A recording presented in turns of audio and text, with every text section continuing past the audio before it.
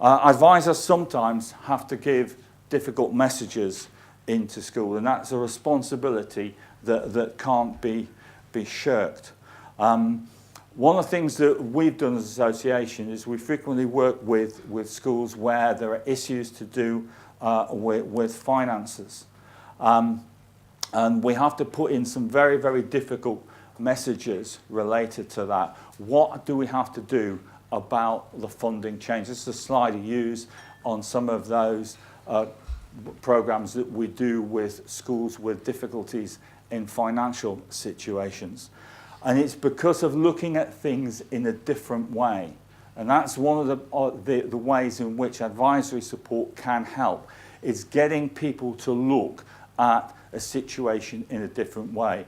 Because when a school often talks about, and this is a very difficult message for us to give, when a school talks about difficulties relating to funding, what they inevitably mean is I can't carry on doing what I've always done in the way that I've always done it.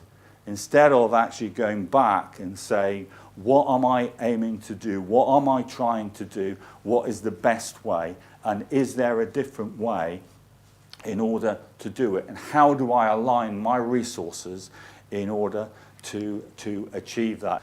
And sometimes in a school, you're actually too close to the problem in order to see it. You know, it's the old, you can't see the wood for the trees line.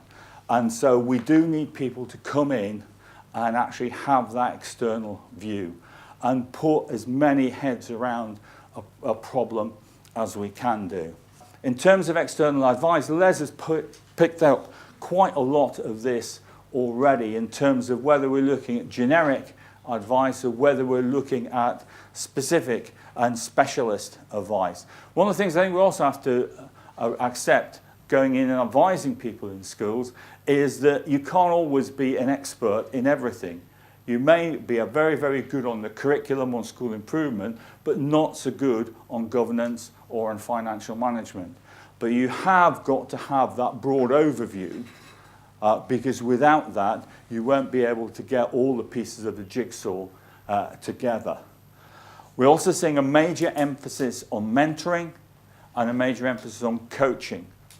It's interesting to know, if you talk to a lot of people in business, when they're moving up into executive posts and senior posts, they will have a mentor, they will have a coach.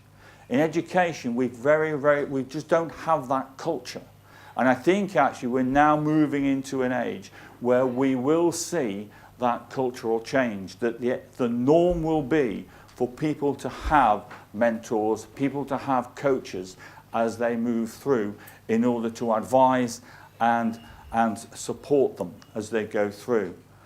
The key thing about all of this, and which Les has picked up on very, very strongly, is that we need to have quality. Essentially, anybody can call themselves an education advisor, consultant, specialist. Any Tom, Dick or Harriet can walk into a school and say, you know, this is what I can offer. We get a lot of the messages passed around by school leaders by word of mouth, so there is that element of quality in there. But just because the person has done something in one school may not mean that they're the right person for the other school. So matching the support to the needs of the school is very, very important. So it is important that there are high standards set. And it's important also that people get good evaluation and feedback so that they can amend the way in which they work in the light of that feedback.